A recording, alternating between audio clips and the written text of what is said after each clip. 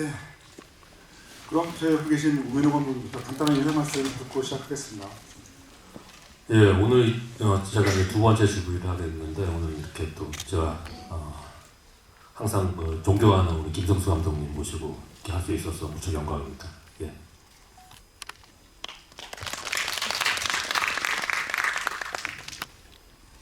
네, 이렇게 늦은 시간까지 또 극장에 와주시고 또 이렇게 집위까지 참여해 주셔서 진심으로 감사드립니다. 오는 길이 엄청나게 설레이더라고요. 네, 저도 하얼빈이라는 영화에 참여했었고 서울의 봄이라는 영화에도 참여했었지만 이 두 분의 작품을 보고 자란 배우로서 또 이 두 감독님의 작품을 보고 또 함께한 배우로서 이분들과 같이 영화 얘기를 나눌 수 있다는 게 너무 설레이고 약간 기대되더라고요. 여러분들 대신 일렬에서 함께 직관하도록 하겠습니다. 많은 즐거운 시간이 됐으면 좋겠습니다. 감사합니다. 안녕하세요. 김성수입니다. 제가 지난 연말에 봤던 가장 감동스럽고 또 너무나 재밌게 봤던 하얼빈이라는 영화하고 또 제가 좋아하는 우리 우민호 감독님 또 저는 이제 친하다고 생각하는 박훈 배우 또 우리 주종철 선생님하고 같이 이렇게 이런 귀한 자리를 오게 돼서 너무 영광스럽고 또 오늘 자리가 하얼빈이라는 훌륭한 작품에 대한 재미있는 얘기들을 나누는 그런 귀중한 시간이 됐으면 하는 바람입니다. 감사합니다. 네, 저도 오늘 굉장히 기다려온 시간이었는데요. 사실 서울의 봄과 이 하얼빈은 굉장히 중요한 같은 날짜에 벌어진 일을 그리고 있죠. 그러니까 하얼빈이 1909년 10월 26일을 향해서 달려가는 영화였다면 또 서울의 봄은 그로부터 70년 뒤죠. 1979년 10월 26일 이후에 벌어진 일을 다루고 있어서 그래도 영화가 좀 되게 닮아있는 점도 많고 그래서 저는 오늘 두 분이 어떤 얘기를 나누실지도 굉장히 궁금하고 그리고 또 묘하게 또 이제 박훈 배우님께서 마치 밸런스 게임을 하듯이 사이에 앉으셔가지고 이 두 영화도 교집합이라고도 할 수 있기 때문에 오늘 어떤 말씀을 나누실까 굉장히 이제 궁금한데요.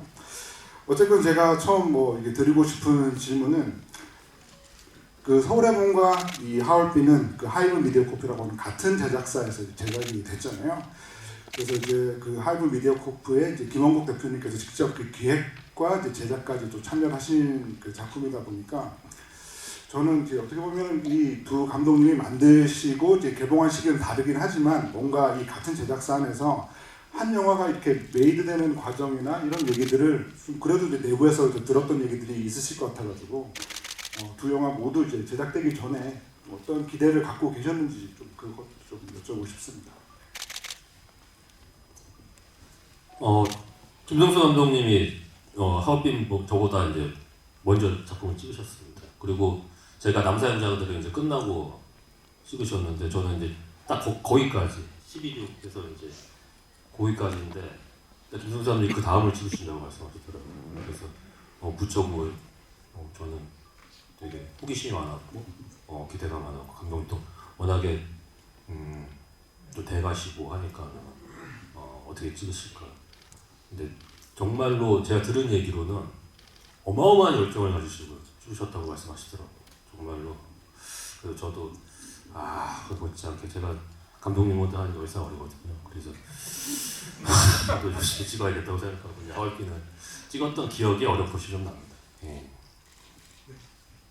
김성수 감독님 어떠십니까? 예, 제가 서울의 봄을 이제 하기로 했을 때 김원국 대표가 그런 말을 하더라고요. 남산의 부장들의 마지막 장면, 그러니까 이제 이병헌 씨가 이제 김재규 역할을 했던 이병헌 씨가 마치 이렇게 길을 잃은 사람처럼 어디로 가야 할까라고 하는 10월 26일 아마 저녁 밤 자정 가까이 될 무렵이었을 것 같은데 그 모습에서 바로 이어지는 영화를 찍고 싶다 그러더라고요. 저도 남산의 부장을 제가 너무 좋아하고 그 진짜 완전히 몰입해서 봤던 영화이기 때문에 그 제안이 참 좋았어요. 그래서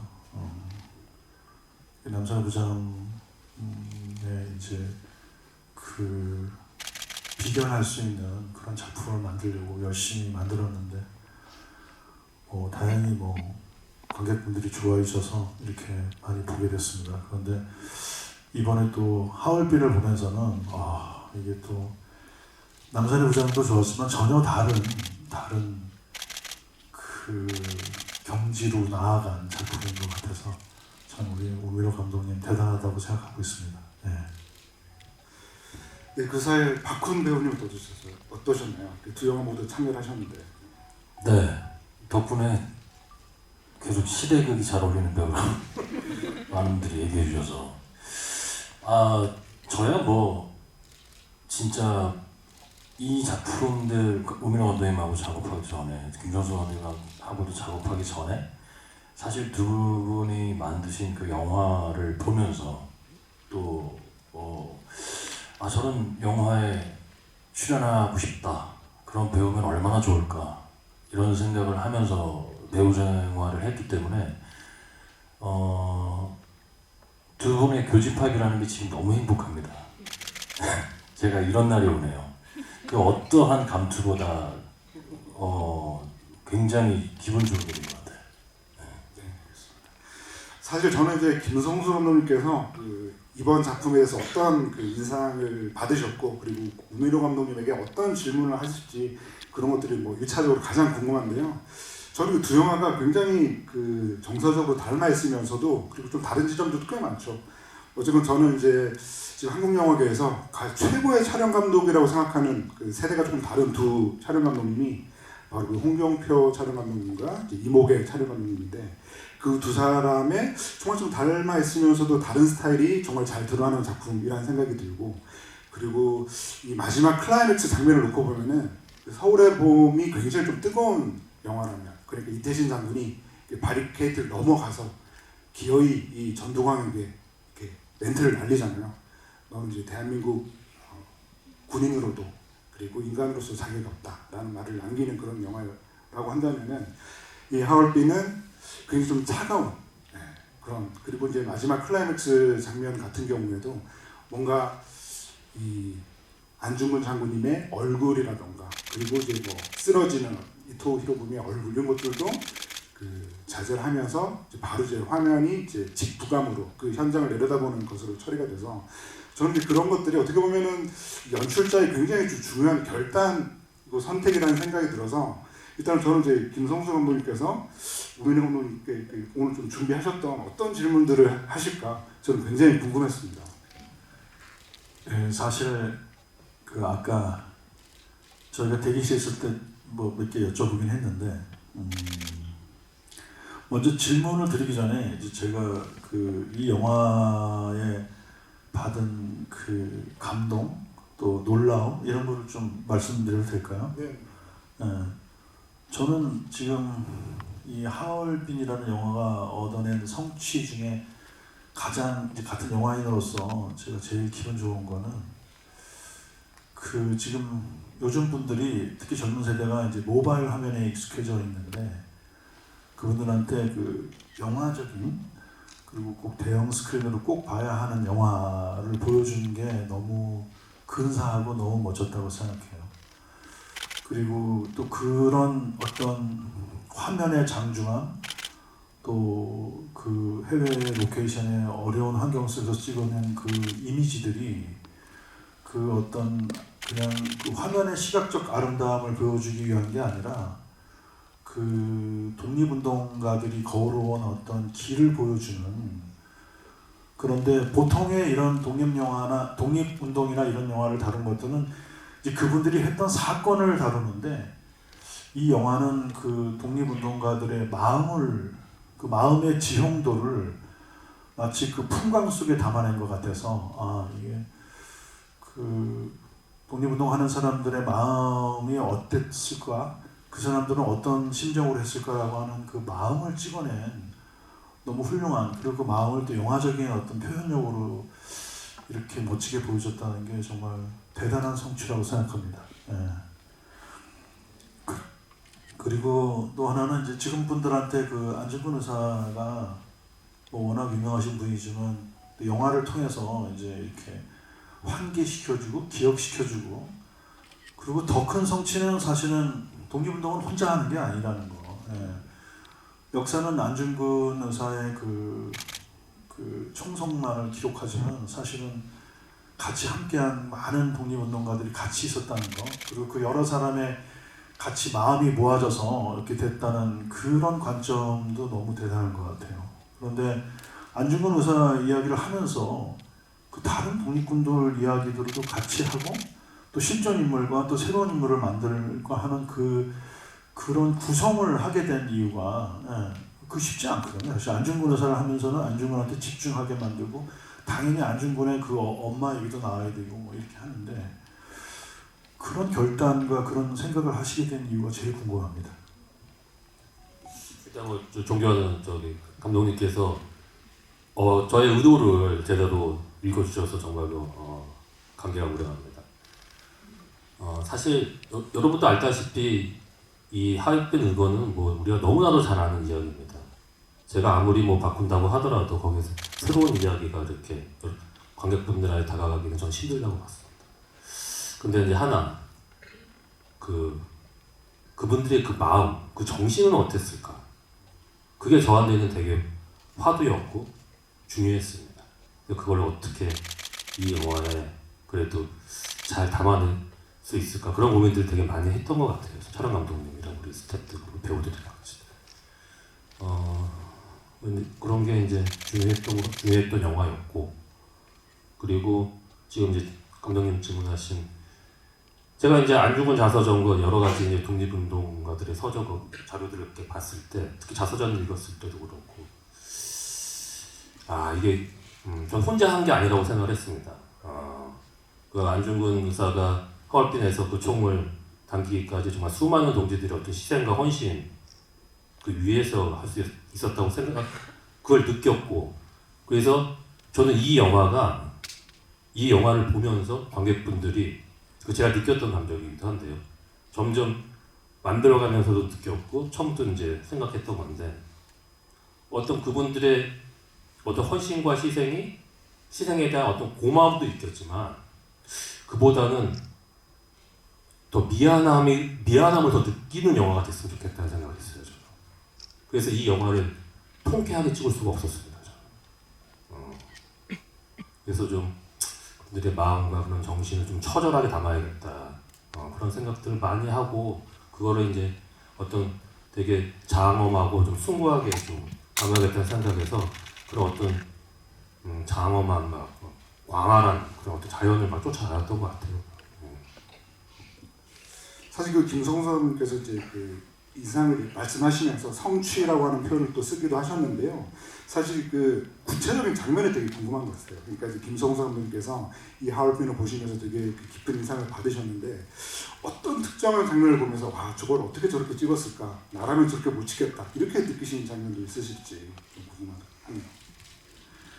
그 오늘 자리를 오기 전에 이제 그 우리 우 감독님 인터뷰들도 다 보고 그랬는데 방금 지금 말씀하신 얘기 들으면서 제가 이제 가장 납득이 되는 게 사실 이거 질문 중에 하나긴 한데 왜 그 얼음의 강을 건너는 그 장면을 찍기 위해서 그 몽고까지 가서 그 어려운 환경, 그 엄청난 추위 속에서 스태프들을 그렇게 촬영을 했는지가 되게 궁금했어요, 사실은. 왜냐하면 그런 판단을 그게 이제 영화 속의 어떤 결정적인 중요한 어떤 사건의 공간이 아니잖아요. 어떻게 보면 그 이미지고 설정샷이고 그런 브릿지 같은 장면이었는데 그게 영화를 보고 났을 때는 모르겠어요. 제 마음속에 아마 관객분들은 똑같을 텐데 제일 강렬하게 남아있는데 그 균열이 된 그 막 갈라져 버린 그 얼음의 그 어떤 거를 건너가는 그 안중근의 모습으로 시작해서 영화가 또 그 나레이션이 있는 마지막 엔딩 장면으로 끝날 때 마지막에는 저도 모르게 이렇게 눈가에 눈물이 맺혀지더라고요. 그래서 저 사람들이 저런 마음으로 독립운동을 했구나. 그러니까 그게 꽃길도 아니고 그 누군가가 그거를 훗날에 기억해 줄 거라고 생각하지도 않고 또 자기네들이 준비하는 그 이토흐로부미를 그 저격하는 일이 그 성공할 거라는 보장도 전혀 없고 그런 상태에서 그런 길을 걸어가는 사람들의 심장을 저렇게 보여줬다라는 면에서 그 장면이 주는 그 제 마음의 파동이 너무 큰 것 같더라고요. 그리고 특히 그 안중근을 묘사할 뿐만 아니라 그 현빈 씨도 영화 속에서 그런 내내 그 안중근처럼 그런 마음의 불안감 또 그런 내내 고뇌하는 그런 마음으로 그러면서도 스스로를 또 다독이고 용기를 내서 막 연기하고 그러는 어떤 심정이 현빈 씨하고 안중근의 마음하고 겹쳐지면서 그 현빈 씨의 그 눈빛 그런 표정이 너무 아주 기억에 생생합니다. 네.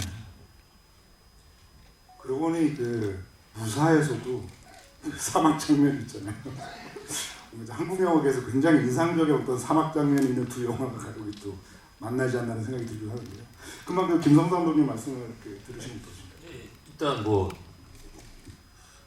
뭐 감독님 무사도 제가 너무나 좋아하는 영화고 그 당시에 그런 무사라는 영화는 정말 지금도 나오기 힘든 영화입니다. 한국 영화에서. 근데 감독님도 그렇게 막 정말로 힘든 자연 막 그런 굳이 그런 데 가서 안 찍어 주셔도 될 텐데 그런데 찍는 이유가 있어요. 감독들이. 그건 뭐냐면은 그런 힘듦을 느껴야지 뭔가가 화면에 그게 담긴다고 생각하는 거예요. 왜냐면 그 영화 속 인물들도 힘들거든요, 지금. 근데 그거를 그냥 편안하게 찍으면 그런 느낌이 안 나옵니다, 절대. 그러니까는 이 하얼빈에서 안중근 의사와 우리 독립군들이 그 힘든 이 영화에서 나오는 거는 정말로 이거 조족지혈이죠, 그냥. 이거는 뭐 비교될 건 아니지만은 그래도 우리도 뭔가를 해야겠다는 생각에 비교할 수는 없지만 우리도 힘들어야 된다는 생각이 일단 컸습니다. 그래서 배우들을 데리고 그런 오지 한지들을 막 쫓아다녔던 것 같아요. 느끼는 것들이 있으니까 그렇게 해서 이제 찍어낸 거죠. 그 몽골까지 막 가고 거기 홉스골이라는 곳으로 갔는데 거기 몽골의 북쪽입니다. 울란바토르까지 비행기 6시간 타고 거기서 거의 한 이틀을 또 비포장 도로로 계속 가야 돼요. 또 겨울이니까 더 오래 걸리죠. 그러면 몽골 현지인들이 겨울에 거기를 간다고 그러면은 이유는 하나라는 거죠. 죽으러 가는 거. 정말 그러더라고요. 그걸 왜 가냐고. 죽으러 가는 거예요. 겨울에 가는 거. 그러니까 보통 여름에 간다고 합니다. 왜냐면 북쪽이가 거기 피서지로. 우리 이제 찍어야 되니까는 간 거죠. 그래서 거기서 그런 현지 코디네이터가 그러는데 이렇게 영화 작품을 찍은 건 유일하다고 겨울에 거기 와서 다큐멘터리 이렇게 찍은 적이 있는데 뭐 여행 프로그램이나 처음이라고 그러더라고요. 네. 사실 그 사에서 그 힘듦을 직접 체험하신 분이 이제 박훈 배우신데 서울에 보면서는 사실 그 문일평은 주로 이제 도청을 하면서 좀 편하게 계셨잖아요. 네, 아주 작은 공간에서. 이번 작품에서는 직접 또 삭발도 하시고 그 특히나 뭐 눈밭도 그렇지만 사실 그 독립군 못지않게 너무 힘들게 지내셨죠. 네. 근데 방금 두 감독님이 말씀해 주시는데 제가 한 장면이 떠올랐어요. 제가 한산이라는 영화를 했을 때 안성기 선배님과 했었습니다. 그래서 이렇게 대기 시간에 이렇게 길어지니까 제가 선배님한테 선배님 많이 심심하시죠? 이렇게 말씀을 드렸더니 선배님이 야 이건 그건 기다린 것도 아니야. 내가 무사할 때 이렇게 하면서 무사 얘기를 막 해주셨어요. 그 대자연에서 이렇게 돌 주우시면서 돌 모양을 보면서 이렇게 그 시간을 버티시고 나중에 그게 영화야 이렇게 말씀해 주셨어요. 근데 저는 그렇게 촬영해 본 적이 없는 세대이기 때문에 솔직히 그 한산이라는 영화도 그 블루스크린 앞에서 이렇게 바다에서 안 찍고 블루스크린에서 찍었기 때문에 그런 거를 경험할 일이 없을 거라고 생각했어요. 그 선배님이 말씀하신 그런 게 영화야. 해를 기다리고 그냥 그 시간을 보내고 그냥 겸손해지게 그 시간을 기다리는 것이 영화야. 저는 절대 그런 일이 안 올 줄 알았거든요.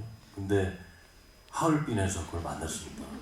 네, 하얼빈에서 해를 기다리고 눈을 기다리고 정말 그런 경험을 해볼 수 있다는 것 자체가 되게 이게 배우로서를 떠나서 인간으로서 되게 겸손하게 만들더라고요.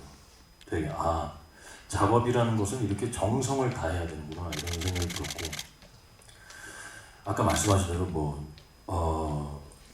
두 작품에서 다 서울의 봄 때는 죄송했어요 선배님들한테. 저는 밀폐된 공간에서 찍었거든요.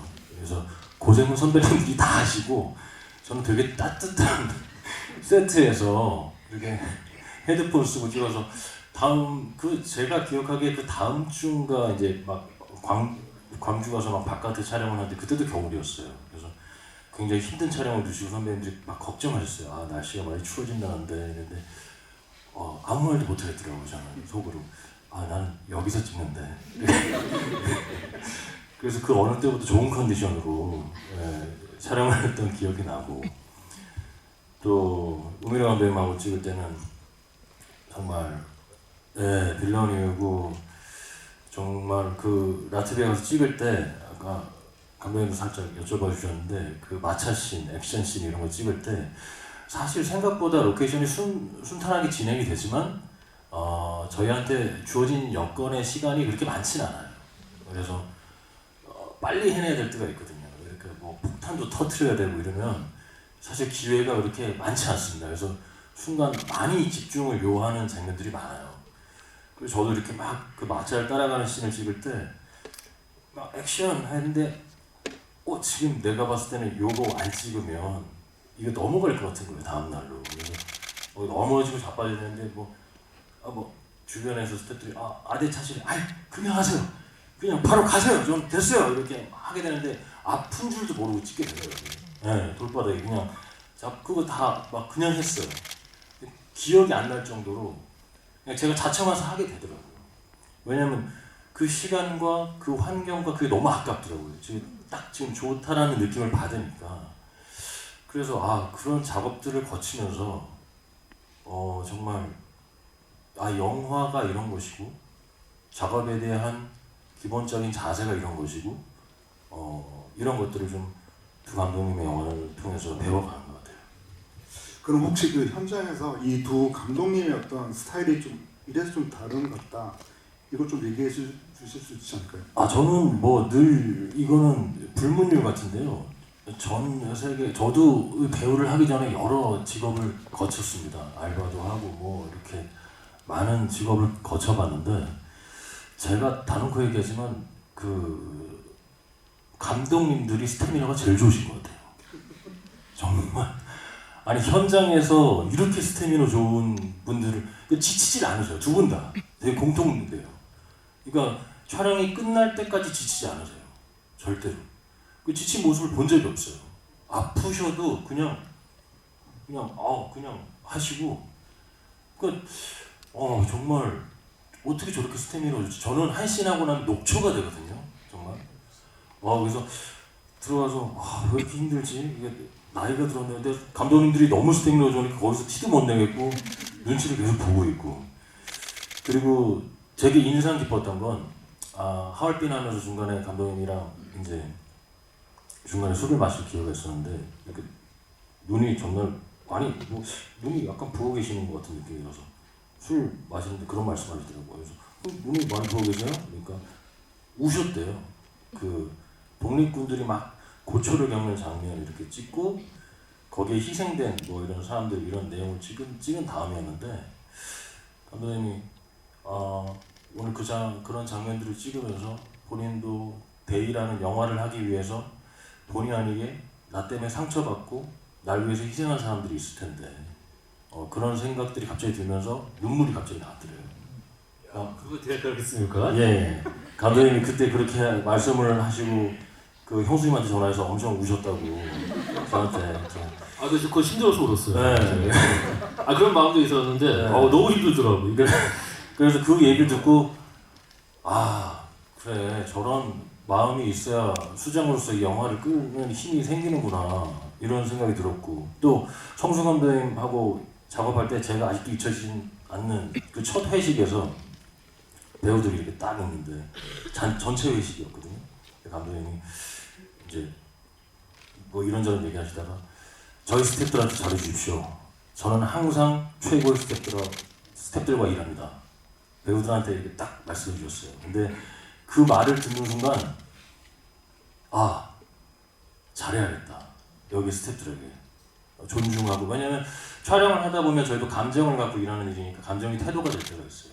가끔 이렇게 예민한 씬들을 찍거나 이랬을 때 본의 아니게 이렇게 툭툭 말이 나가거나 이렇게 할 때가 있거든요. 근데 감독님이 그 말씀을 해주시는 순간 아 내가 어떠한 태도로 이 작업에 임해야 되는지가 정신이 번쩍 들고 이렇게 팀이 되는구나, 이렇게 한 팀이 되어가는구나를 느꼈어요. 그래서 어떤 그런 현장을 끌어나가시는 그 힘, 두 분이 그런 거 굉장히 공통적이신 것 같고, 그 뜨거움, 그 다음에 지치지 않는 스태미나, 그게 가장 공통적인 것 같습니다. 제 꿈이 저 우리 김성수 감독님처럼 이렇게 계속 영화를 찍는 게 제 꿈입니다, 사실은. 그래서 저도 이제 김성수 감독님 그 워낙 열정적이신 걸 이제 워낙에 한국 영화의 레전드시고 들었는데, 그래서 여기 올 때 사실 다시 한번 찾아봤어요, 감독님 이력을. 뒷조사까지는 아니고 찾아봤는데, 저도 좀 현장이 좀 뜨거운 편이거든요. 근데 놀랍게도 그 감독님 이력이 맞는다면 저랑 생일이 같으시더라고요. 7월 30일 맞습니까? 네. 거의 사주도 같은 거 같아요. 그건 아닐 수도 있는데 일단 생일은 저랑 같으세요. 죄송합니다. 제가 생년월일을 가짜로 올려놨습니다.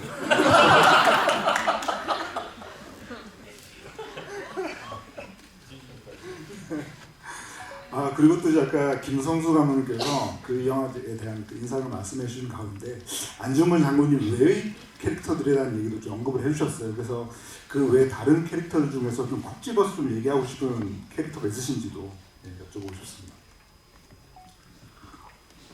그 훌륭한 배우분들이 많이 나왔지만 다 연기 다 잘하는 사람들만 나왔잖아요. 또 제가 또 특별히 좋아하는 배우, 특히 그 릴리 프랭크도 또 나오고 그랬는데, 먼저 제 옆에 있는 박훈 씨에 대해서 좀 말씀드릴게요. 제가 아까 하얼빈을 그 영화적인 영화라고 했는데 그게 좀 표현이 좀 그렇지만, 우리가 또 어떤 사람한테도 인간적인 냄새가 난다 이렇게 하듯이 그 훈 씨는 좀 배우 같은 배우라는 생각이 들어요. 저도 어렸을 때 연극을 먼저 시작하고 그 다음에 영화를 했는데, 그때 제가 생각했던 막연히 생각하는 저런 사람이 배우야라고 하는 그런 제가 머릿속에 그리는 배우의 모습이랑 되게 비슷하더라고요. 원래는 저랑 친한 이제 추창민 감독이 저한테 추천해서 이제 같이 만나게 됐는데, 박훈 씨랑 일하면서는 자기가 해야 되는 캐릭터, 또 대사, 상황 이런 거에 대한 몰입이 엄청나요. 그래서 마치 자기가 연기해야 될 캐릭터를 어금니에 깨물고 아주 이렇게 연기하는 느낌이 들어서, 이렇게 대사를 한마디 하거나 눈동자를 쳐다볼 때 마치 그 캐릭터의 어떤 그 혈흔들이 터져서 나오는 그런 느낌을 받아요. 그래서 저 배우가 정말 이렇게 온몸으로 자기 캐릭터를 자기한테 투영해서 하는 연기구나, 이런 생각이 들었고, 근데 이번에 영화 하면서도 이제 악당이 별로 많이 안 나오네 라는 생각이 들었는데, 이 모리다소라는 악당 혼자서 그 엄청난 우리 독립군 역할을 했던 수많은 배우들을 다 상대할 정도로 강력한 느낌의 그 빌런을 연기해냈다고 생각해요. 그거는 이제 아마 우 감독님이 이 빌런 설정이 그 상징적인 이토우로 말고 모리다소 하나로도 이 독립군들 전체를 맞서는 그런 상대역으로서 충분하다는 그런 게 느껴지셔서 아마 그렇게 한 것 같은데, 저도 박훈 씨는 그 에너지와 그 힘이 너무 대단해서 앞으로도 또 어떤 작품에서 어떤 역할을 할지가 너무 기대됩니다. 그러면서 박훈 씨 정말 너무 멋있었던 것 같아요. 그리고 개인적으로 뭐 박정민 씨도 좋아하고 아까 이제 그 대기실에서 제가 그 이제 이창섭을 연기했던 이동욱 씨 얘기도 하고 그랬는데 물론 현빈 씨도 있고 전영 씨도 있는데 저한테 너무 인상적이었던 거는 그 이제 김상현 역할을 했던 조우진 씨. 스테이크 먹방 얘기가 많이 나와요. 그쵸, 스테이크 먹방 그 지금 툭 고기를 던져주니까 그거를 막 먹는 그 눈물을 흘리면서 한 장면은 뭐 아마 한국 영화의 명장면으로 남을 것 같습니다. 그리고 또그 최가구 역에서 그 이제 박정민, 우덕순하고 둘이 같이 이제 있으면서 그 자기를 실토하는 장면에서도 와, 그 장면 보면서 와, 저 장면 찍고 싶다. 연출자로서 너무 좋은 장면 보면 나도 저거 찍고 싶다 그런 마음이 들거든요. 아, 그 장면에서는 그 두 배우의 그 연기가 너무 멋졌습니다. 이제 지구에 오셨으니까 이제 비하인드를 조금 하나 풀자면 방금 지금 얘기하셨으니까 그 장면을 비하인드가 있습니다. 이제 라트비아에서 찍었어요. 실제 그 라트비아의 그 철도 역에서 실제로 그 공간을 지금 체가구역 아닙니다. 실제 역이고 라트비아에 있는 그 지방에 있는 역인데 그 역을 이제 한 부분을 저희들이 이제 미술 세팅을 해가지고 들어가서 찍었는데 그게 사실 이제 중요한 장면이라서 이제 조명 세팅 다 끝나고 제가 이제 배우들을 다 세팅을 한번 그 전까지 찍었어요. 딱 그 전까지 그 장면 전까지 같은 그날 근데 끝나고 야 리허설 한번 하고 가자. 내일 찍을 건데 이거 리허설 한번 해보자 우리 그냥. 그래서 그게 풀샷으로 이렇게 카메라 대고 리허설 했습니다. 근데 그게 정말 좋았어. 그게 리허설 장면이에요. 네. 그 영화에 나왔어요. 그게 근데 홍경표 촬영 감독이 이걸 돌리신 거예요. 그냥. 뭔가 좀 감이 와가지고. 그래서 그 풀샷이에요. 근데 그걸 했고 저는 정말 좋았거든요. 그래서 이제 그날 우리가 간단히 저녁을 먹으면서 내일 이제 찍어야 되니까 이런 얘기 저런 얘기를 막 하게 되는 거죠. 근데 실상 딱 이제 본차로 딱 들어가는데 아무리 찍어도 그 느낌이 안 나오는 게 있어. 근데 자연스럽게도 이제 촬영 감독님이 그걸 이제 촬영을 해놔가지고 제가 그 장면은 배우들이 이 장면이 좋으니 이거 그냥 내가 컷을 안 넣을 테니까 그대로 가자 이거 그냥. 나중에 이제 눈물 흘리는 장면만 좀 얼굴을 딴 거고요. 그걸 리허설 장면을 저기 넣은 겁니다. 정면에서 지금 둘이 나중에 예. 만나서 지금 미디엄 풀샷. 예. 그 다음부터 배우들이 감독님이 가볍게 해보자 그러면 불씨가 생겼어요. 그래서 굉장히 최선을 다해서 저는 리허설 때 그렇게 열심히 하는 배우들을 처음 봤거든요. 그래서 감독님이 그냥 가볍게 해보자 그러면 이거 분명히 돌릴 거야 이러면서 정말 혼신을 다하더라고요. 아니 근데 리허설 할 때는 배우들을 보고 저도 그렇게 주문하고 배우들 자신도 그렇지만 한 자기 연기 한 70-80%의 생각만 갖고 하거든요. 그런데 오히려 그런 가벼운 마음으로 할 때 더 진짜스러움과 자연스러움이 획득되는 것 같아요. 네, 그런 거 같더라고요. 본인들도 그런 얘기를 하더라고요. 그래서 저랑 얘기하고 이제 뭘 만들어가니까 자꾸 만들어진다는 느낌을 받나 봐요. 그래서 그때 그냥 심 빼고 그냥 쭉 그 상황에 그냥 몰입해서 해버리는 게 오히려 때로 좋을 때가 있습니다. 근데 그랬던 거죠. 또 우리 홍준표 촬영 감독이 대단하신 게 그 촉이 좋으신 게 그걸 또 딱 촬영을 하신 게 말 안 했으면 못 건지는 건데 그러면서 계속 찍으면서 계속 고통스러웠겠죠. 왜 리허설만큼 안 나오지? 왜 리허설만큼 안 나오지? 막 이러면서. 그렇죠. 사실 이렇게 그냥 얘기 나누면서 계속 그냥 하염없이 시간이 지나갔으면 좋겠는데 아쉽게도 이제 좀 객석의 질문을 받아봐야 될 것 같은 시간이 됐는데요. 그 질문 선택되신 분들은 나중에 그 테출로에서 그 선물 받아가시면 됩니다. 선물이 그 광복 연필이라고요. 동화 연필이 있습니다. 그거 받아가시면 됩니다. 네, 그럼 손 들으시면 여기 두 번째 줄 있겠습니다. 예, 손 들으세요. 네.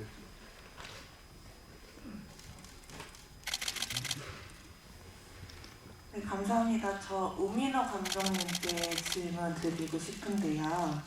하얼빈에 나오는 등장인물 중에 이창섭에 대해서 어디 계시죠? 조명 때문에 안 보여. 이제 말씀하세요. 아까 이제 이야기 나누실 때 특별히 이제 일본군 외에는 별로 그렇게 뭐 빌런 같은 캐릭터가 없다고 하셨는데 이제 빌런의 캐릭터여도 안중근이랑 좀 대척에 있는 인물이 이창섭이라고 저는 생각을 해요. 왜냐면 안중근 같은 경우에는 계속 시도를 하려고 하는 인물이고 이창섭은 좀 실패를 하면 안 된다라는 생각을 좀 가지고 있는 인물인 것 같은데 결국에는 영화 처음 부분에서 전쟁을 그 일본 포로를 풀어줌으로 인해서 처음에 최초의 갈등이 생겼던 것으로 시작을 하잖아요. 그리고 제가 느꼈던 부분은 아까 말씀드렸던 걸로 느꼈는데 결국에는 마지막에 이창섭이 안중근은 고결한 인물이었다라고 이야기를 하고 이제 하게 되는데 그런 부분에서 이창섭이 이창섭 캐릭터를 어떻게 좀 설정을 하셨는지 안중근의 관계에 대해서 그게 좀 궁금합니다. 이창섭이라는 캐릭터를 안중근 캐릭터에서 시작을 했습니다. 그러니까 안중근한테 없는 지점. 그게 어떤 안중근은 자기 이제 원칙이라는 걸 되게 중요시 여기죠. 저 이창섭한테의 원칙은 이기는 게 원칙입니다. 그 과정에서는 뭐라도 상관없다는 거죠. 근데 그건 안중근이 할 수 없는 지점인데 그래서 그 안중근에 없는 거를 제가 그대로 가져온 거죠. 그렇다 보면 이창섭에서 바라보면 또 이창섭의 없는 점이 안중근한테 있는 거죠. 그렇게 봤을 때 이창섭 입장에서는 그렇게 되게 고결하게 보였겠죠. 그러니까는 가령 그런 것 같아요. 네. 그래서 안중근 캐릭터가 물론 이등방문을 죽였지만 그 죽인 것도 사실은 모두가 살려고 저는 죽였다고 생각을 합니다. 모두를 살리려고 같이 살아가야 된다. 실제로 동양평화를 계속 주장하셨거든요. 한중일이 계속 평화롭게 공존해서 살아야 된다. 서로를 침략하지 말고. 그런 지점에서 아마 이창섭에 대해 고결했다고 저는 고결하게 느꼈을 거라고. 그리고 여기 있는 모리도 아마 그걸 느끼지 않았을까. 왜냐하면 살려줬지만 모리 입장에서 되게 자존심이 상하는 거지만 안중근은 그래도 살렸으니까. 그래서 물어보잖아요, 모리가. 안중근은 어딨냐고. 한 10번 이상 물어보지 않나요? 한 10번 이상 되는 것 같은데요. 원래 사실은 대본에 그렇게 안 돼 있었는데 그 다른 방식으로 묻는 걸로 돼 있었는데 그것도 제가 그냥 안중근을 도코타로 바꿔서 해달라고 했던 부분이었는데 사실은 이게 되게 저 입장에서는 저는 굉장히 대본을 상징적으로 읽었어요. 그래서 예를 들어 이게 상징하는 바로 읽었거든요. 좀 시처럼 대본을 봤던 것 같아요. 그래서 이 안중근이라는 사람이 이 대안의 혼이라면, 그러니까 아까 말씀하신 대로 이렇게 이창섭이라는 인물은 뭐 투쟁의 역사 같은 느낌이고 좀 용맹한 투쟁의 역사, 그다음에 이 좀 정체되어 있는 사람들, 그 공부인 같은 경우는 뭐 조선의 한 같이 느껴지는 거죠. 이렇게 뭔가 응축돼 있고, 그다음에 뭐 사실 영화에서는 그 내용은 삭제됐지만 동학운동을 했던 우리 우덕순 역할 같은 경우는 뿌리, 뭐 어떤 신의 이런 거를 담당하는. 그래서 저는 그 모리다스오와 그 이토 히로부미를 그 당시에 제국주의 일본에 투영해서 그 이등방문이 그때 당시에 일본의 정신이라면 이 사람의 행태와 어떤 모습으로 대륙에 대한 끝없는 집착 같은 모습을 안중근한테 보여줌으로써 그 제국주의 일본을 표현할 수 있다라고, 상징할 수 있다라고 좀 생각했던 것 같아요. 그래서 그 과정에서 안중근의 정신을 계속 찾는 사람, 관계한테 저놈을 이렇게 미친 듯이 안중근을 찾을까? 라는 궁금증을 안겨줄 수 있다면 결국에 그걸로 질문을 던질 수 있다고 생각했어요. 당신한테 안중근은 어디 있었느냐? 지금의 시대를 살아가는 당신에게 안중근은 어디 있냐? 그래서 그 질문을 계속 하고 싶었던 것 같아요. 제가 이제 이런 얘기를 감정하고 이렇게 저는 이런 질문을 던지는 캐릭터 빌런이지만 그런 질문을 제 나름의 목표를 갖고 한번 해보고 싶습니다. 그리고 일본 뭔지 제가 느끼기에 일본 사람들은 모리도 그렇지만은 뭔가 죽음으로써 자기 뭔가 이렇게 명예를 회복한다거나 항상 그런 식이 좀 많습니다. 네. 근데 한국 사람들은 좀 다른 것 같아요. 거기랑. 한국은 뭔가 살아야 되는 거예요. 모진 뭐 상황 속에서도 그게 한민족이었던 것 같아요. 제가 이 영화를 찍으면서 가장 영향을 받은 책이 하나 있는데 그게 박경리의 토지라는 책입니다. 그 책이 결국 하고자 하는 이야기는 되게 모진 생명력이에요. 우리나라가 되게 수많은 외세 침략을 받고 뭐 그랬잖아요. 되게 그럼에도 불구하고 계속 극복해 나가거든요. 지금 뭐 6.25 전쟁도 마찬가지고 민주화 항쟁도 마찬가지고 지금 또 계엄도 마찬가지고. 그러니까는 저는 이 영화가 그런 어떤 안중근 또 의사가 하시는 말씀도 그렇고 맨 마지막에 그 모진 생명력 끝까지 우리가 아니면은 그 다음 또 그 다음은 계속 미끄럼이 되는 거죠. 나는 이제 여기까지 했고 죽었고 그러면 니네 산자들이 우리의 죽음을 대신해서 니들이 이제 싸워라. 그리고 니들이 싸우면 또 그 다음 세대 또 싸울 것이고. 저는 이제 그런 것 같아요. 네. 저도 한마디 못하면 사실 저는 그 이창섭 역할을 했던 이동욱 씨, 그 저런 매력이 강렬한 거칠고 아주 남성적인 매력이 있다는 거에 깜짝 놀랐어요. 그래서 아주 이동욱 씨한테 푹 빠져서 놀았고, 그 아까 말씀하신 그 이제 안중근을 고결하다고 말하면서 마지막 최후를 맞이하는 장면에서는 지금 감독님 설명을 들으니까 오 감독님 말씀하신 것처럼 안중근의 다른 일면을 반영한다는 측면도 들었고요. 그래서 그 말씀을 들으면서 제가 영화를 보면서 느꼈던 것 중에 하나가 지금 그 박훈 씨가 안중근이 어디 있느냐라고 얘기할 때 저는 어떤 느낌을 받았냐면 그 모리를 살려준 사람이잖아요. 자기 생명을 살려주고 사실 그것 때문에 이제 그 안중근의 고난이 시작됐는데 자기를 도와준 사람을 사실은 더 증오하고 미워하고 붙잡으려고 하는데 영화 속에서 저 모리가 안중근을 잡아서 그러면 죽일 건가? 살려줄 건가? 막 이러는 생각을 하면서 보다가는 나중에 그게 반복되니까 그 모리라는 사람이 갖고 있는 마음속에 그 어떤 완벽한 인간? 그 자기가 이루지 못한 어떤 인간의 형태에 대한 열망? 이런 거가 좀 느껴졌어요. 그러니까 안중근은 그 모리한테 이제 나는 이런 사람이야 라는 걸 보여줬는데 그때 모리가 자기한테 결여된 어떤 거를 봤던 것 같아요. 그래서 저는 영화를 보면서 끝까지 저 모리는 안중근이라고 하는 그 마음의 이상향에 닿지 못할 거라는 생각이 들었고 그 하얼빈역에서 공부인이 딱 이렇게 그 막아서는 장면에서 좀 마음속으로 굉장히 그런 관객으로서 통쾌함을 느꼈던 것 같아요.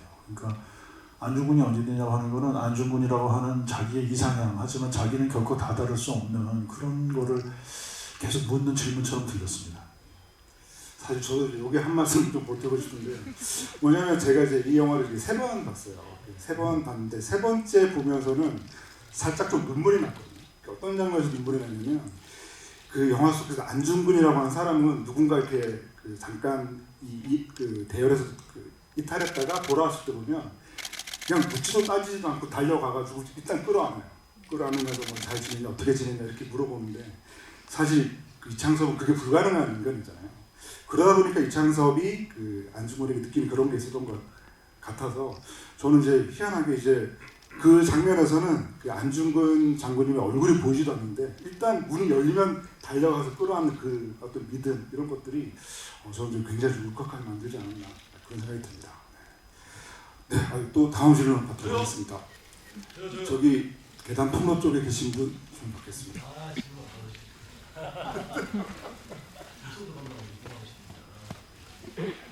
안녕하세요. 우민호 감독님한테 질문 드리고 싶은데요. 여기 있습니다. 네. 이번에 처음으로 이 영화를 통해서 IMAX 그 비율 카메라를 썼다고 했는데 혹시 그걸 쓰면서 힘들었던 점이나 뭐 그냥 생각을 묻고 싶습니다. 힘들었던 건 없었고 저한테는 되게 운이 좋았던 것 같아요. RE65라는 카메라를 썼는데 사실 그런 카메라를 감독으로서 제가 영화를 언제까지 찍을지 모르겠지만은 이번에 썼다는 건 저한테 큰 행운으로 다가왔고, 그리고 제가 사실은 그 전작에서 항상 보면은 이렇게 인물의 단독샷들이 많습니다. 이렇게. 근데 이번에는 이제 동지에 대한 영화였기 때문에 한 샷에 뭔가 다 이렇게 다 넣었어야 됐어요. 우리 독립군들을. 그러다 보니까 이제 그리고 이제 또 대자연들을 돌아다니면서 찍을 작정으로, 그래서 그러니까 RE65라는 카메라가 아주 좋습니다. 일단 다 담아도 저 해상도가 워낙 6.5K라서 좋아가지고 다 이렇게 인물 하나하나가 잘 보일 수 있어서 잘 찍었던 것 같아요. 근데 조금 힘들었던 거는 제가 그 전작에서는 보통 카메라를 항상 2대, 3대씩 돌려서 찍었거든요. 드라마를 찍을 때도 보통. 근데 이번에는 그냥 몽캠으로만 거의 찍었어요. 정말. 폭파씬 빼놓고는 그게 처음에는 좀 익숙지가 않아가지고 좀 불안하기도 하고, 왜냐면은 카메라를 2대, 3대 돌리면은 같은 장면을 찍더라도 이제 나중에 편집할 수 있는 커트들이 이제 확보가 됩니다. 근데 이제 이게 원캠으로 찍다 보면 이제 컷이 그만큼 확보가 안 되니까 좀 감독 입장에서 처음에는 좀 불안하죠. 나중에 편집할 때 이제 소스가 없어지니까 어떤 그런 어떤 지점들이 좀 있었죠. 네. 그 촬영 해주셔가지고 제가 또 덧붙이고 싶은 부분은 촬영할 그 음악적인 부분인데요. 제가 좀 많이 좀 얘기를 하고 싶어서 이제 말씀을 드리는 건데, 이번에 역시 조영욱 음악 감독님이 이제 참여를 하셨는데, 이 런던 심포니 오케스트라에서 촬영한 첫 한국 영화이기도 합니다. 이 런던 심포니 오케스트라는 이게 뭐 아무리 돈을 많이 준다고 해도 되는 데가 아니라 정말 그 굉장히 오래전부터 이제 작업을 해야 되는 데여가지고, 조영호 음악 감독님이 아마 영화 들어가기 뭐 1년 반 정도 전부터 계속 뭐 편지를 쓰시고 이렇게 해서 작업을 했다고 알고 있거든요. 그래서 뭐 들으시는 분들도 이 영화의 또 음악이 정말 대단하다는 걸 느끼실 것 같고요. 바로 그 스타워즈에서 그 존 윌리엄스의 그 음악을 했던 곳이고, 런던 올림픽 개편학식도 연주했던 그 런던 심포니 오케스트라의 그 음악도 전 좀 따로 좀 말씀드리고 싶은 부분이긴 했습니다. OST가 아마 나와서 그런 말씀하시는 것 같은데, 근데 음악 들을만 하죠. 사실 되게 런던 심포니가 했고, 운 좋게도 그것도 스케줄이 맞아서 한 겁니다. 뭐 된다고 뭐 돈 있다고 하는 것도 아니고, 그리고 그 레코딩 자체를 그 비틀즈가 했던 그 에비로드라고 있어요. 거기서 그 스튜디오에서 되게 했기 때문에 아마 뭐 음악은 아마 들으실, 나중에 또 우리 음악 감독님이 또 에피로드 내려고 하시니까. 네, 또 다음 좀 받도록 하겠습니다. 네, 저기 세 번째 줄. 박훈 배우님께 질문 드리고 싶은데요. 그 우민호 감독님 전 작품인 그 남산의 부장들도 같이 하셨잖아요. 그때랑 그 지금 하얼빈 같이 찍었을 때 어떤 점이 좀 달랐는지. 굉장히 달랐다라고 보시면 될 것 같아요. 왜냐하면 그 남산의 부장들을 그 감독님과 찍을 때는 제가 영화 작업에 대한 경험이 많지 않을 때였어요. 그래서 사실은 경험도 많지 않은데 하필 대배우 또 이병헌 선배님과만 찍는 씬이었어요. 그 한 4-5씬이. 그러니까 정말 긴장을 너무 많이 했고 막 숨이 막힐 정도로 항상 좀 이렇게 긴장하고 이렇게 현장에 갔던 것 같아요. 그래서 감독님을 받은 기억이 많지 않아요. 제 기억에. 그 정도로 생각이 안 날 정도. 감독님도 힘든데, 감독님도 저한테 너무 대감독님이고 이렇게 좋은 작품들을 많이 만들어주시고 이랬는데, 그래서 뭐 영화적으로 봤을 때 편집으로 이렇게 이렇게 안 나오긴 했지만 그 작업이 저한테 굉장히 큰 밑거름이었어요. 왜냐면 내가 병원 선배님 같은 대배우와 이렇게 해본 것과 그 경험과 그 다음에 영화를 나중에 남산의 부장들을 봤을 때 너무 멋진 거예요, 영화가. 그래서 와, 내가 이 작업을 했다고? 약간 이렇게 생각됐어요. 그래서 그 이후에 아까 감독님 말씀해 주셨지만 주창민 감독님하고도 작업을 하고 또 김선수 감독님하고도 작업을 하면서 조금씩 이런 영화 일이나 작업에 대한 태도나 이런 생각들이 형성되기 시작한 것 같아요. 그리고 이제 하얼빈에서 감독님을 제대로 봤을 땐 저도 나름 열심히 돌을 닦고 이제 수련해 왔고 감독님과 만나서 딱 했는데 와 일본이네. 이 자연에서 실사로 찍고 아직 멀었구나. 아직 이 내공이 부족하구나. 이런 생각이 많이 들게 해주는 작업. 그러니까 참 저도 어떤 이 과정 안에서 계속 배우로서 한 스텝 한 스텝씩 성장을 해 나가는 것 같은 그런 느낌을 받습니다. 네, 조금만 덧붙일게요. 정말로 이병이란 대배우 앞에서 전혀 주눅들지 않고 정말 잘했습니다. 제가 못해서 통편집을 한 게 아니라 그게 어쩔 수 없이 그 내용상에서 날아갈 수밖에 없는 상태였기 때문에 제가 편집을 한 거지. 그래서 저도 너무나도 아쉬웠고, 그래서 이 몰이라는 역할이 저한테 이제 대본에 쓸 때 저는 박훈 배우만 생각을 하고 썼어요. 근데 그래서 제가 전화를 했어요. 전화 바로 다 쓰고 대본을. 서울의 봄을 찍고 있었어요. 네, 서울에 보면 부산 네, 부산 호텔 앞에서 아직도 기억납니다. 그래서 절대 이번에는 뭐 편집이 될 수 없는 캐릭터다 이거는. 근데 어머니 강조하셨어요. 대본도 아니고 한다고 그러더라고요. 근데 나중에 이제 대본 보고서 이제 일본군이니까 그 일본 말이 정말 어렵습니다. 근데 보셔서 알겠지만요, 박훈 배우의 저 일본어 실력은요 릴리 프랭키가 인정을 했어요. 완벽하다고. 그 정도로 정말 한 거예요. 그것도 지금 이 시대의 일본어가 아닙니다. 그 시대의 일본어를 한 거예요. 약간 고어체, 문어체. 정말 대단한 배우입니다. 감독님도 좋아하는 배우라고 말씀해 주셨지만 저도 릴리 프랭키라는 배우를 굉장히 좋아하고 또 어떻게 보면 저희 나라의 시점에서 이토 히로부미는 저희 나라의 시점과 어쨌거나 그들의 시점은 다를 수 있잖아요. 이런 작품을 선택해준 큰 용기가 있는 배우분에 대한 그분이 오셔서 제가 이걸 허투루 했을 때 야 한국 배우들 대충 하던데? 이런 느낌을 드리고 싶지 않았어요. 그분도 그렇게 어렵게 선택해서 이 작품에 참여해 주셨는데 나도 어떻게든 그분이 보였을 때 그 일본 분들이 보였을 때 조금이라도 좀 야 그래도 저는 애썼네 라는 느낌은 주자 이런 마음을 갖고 좀 임했던 것 같아요. 사실 정말 굉장한 용기죠. 왜냐하면 그 봉오동 전투에 출연했던 그 배우 같은 경우에는 일본에 돌아가서 아마 CF가 다 잘려나마 그렇게 제가 알고 있습니다. 그 정도로 특히나 이번 작품의 무게감을 생각하면 그건 엄청난 그 용기로 이렇게 출연하셨다는 생각이 들고요. 그리고 아쉽지만 그 질문은 이제 그만 받아야 될 것 같은데요. 사실 오늘 이제 그 김성수 감독님께서 굉장히 여러 질문들을 많이 준비해 오셨는데 그래도 혹시 마지막 질문을 그래도 감독님께서 해주시면 어떨까 그런 생각이 듭니다. 죄송합니다. 실제로 질문만 한번 해볼게요.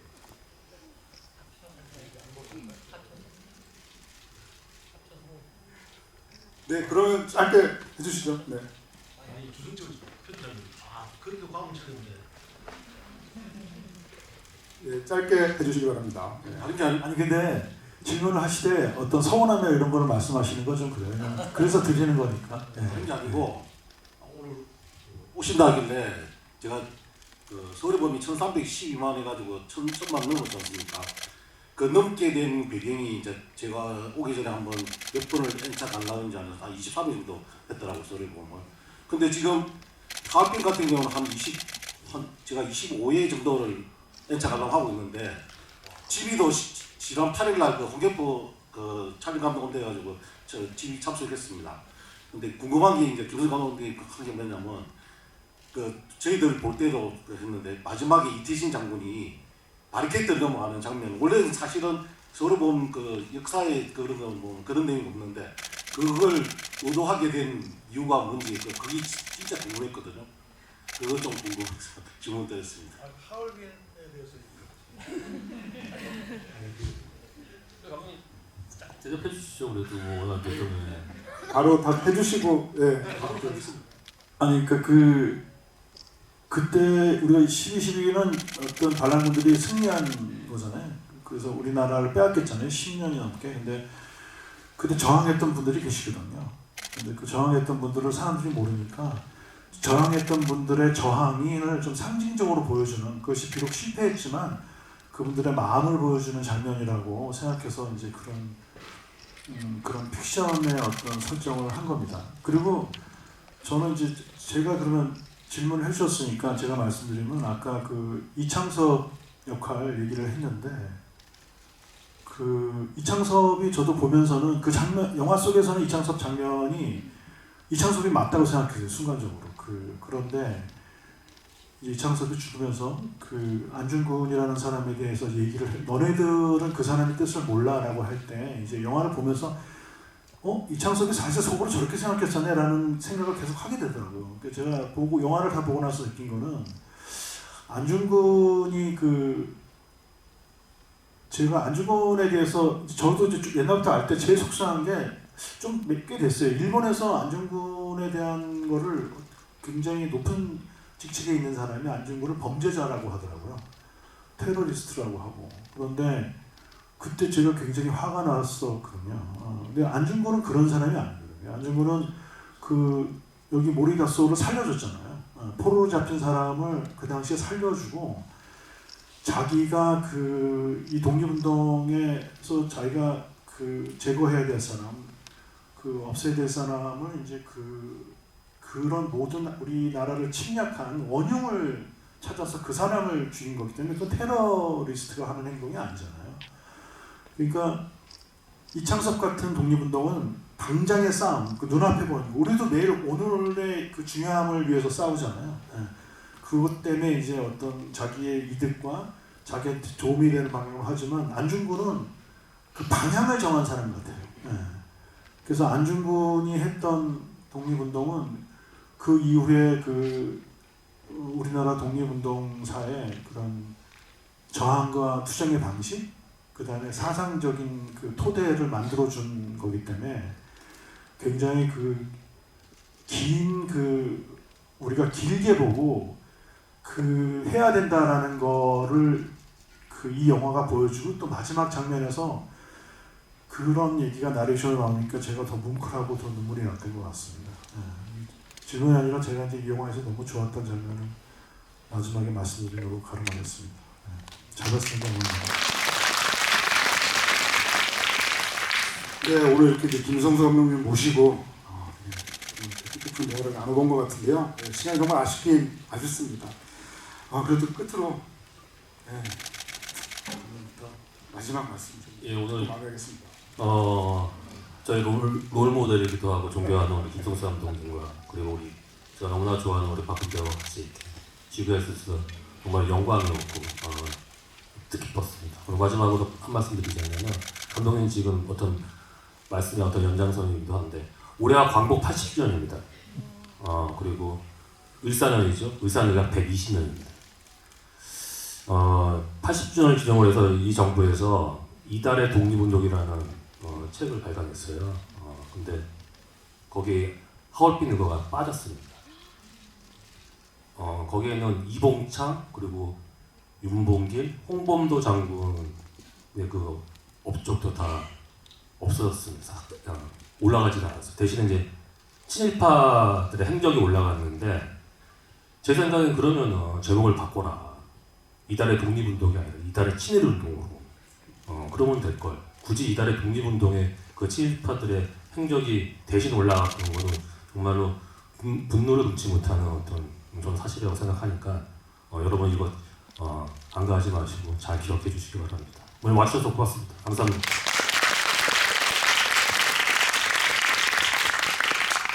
네, 늦은 시간까지 또 영화 관람해 주시고 또 이렇게 집이 함께 해주셔서 너무너무 감사드립니다. 제가 오늘 갖고 온 설레임만큼의 즐거움과 또 유익함을 가지고 돌아가셨으면 좋겠습니다. 그리고 이제 집이나 이런 거 할 때마다 느끼는 건데 극장은 지금 위기다 이런 얘기를 많이 듣게 돼요. 영화하면서 참 관객 여러분 한 분 한 분이 얼마나 소중한지 새삼 더 느끼게 되는 요즘입니다. 제 기준에서. 그런데 이렇게 집이하고 나면 이렇게나 영화를 사랑해 주시는 분들이 많구나 하는 생각 때문에 희망을 찾습니다. 다시 한번 와주셔서 진심으로 감사드리고 그리고 제가 너무 존경하고 좋아하는 감독님 영화에 나오는 배우라는 걸 꼭 기억해 주시기 바랍니다. 감사합니다. 저는 아까 길게 얘기해서 그 하얼빈은 꼭 극장에서 봐야 돼요. 예.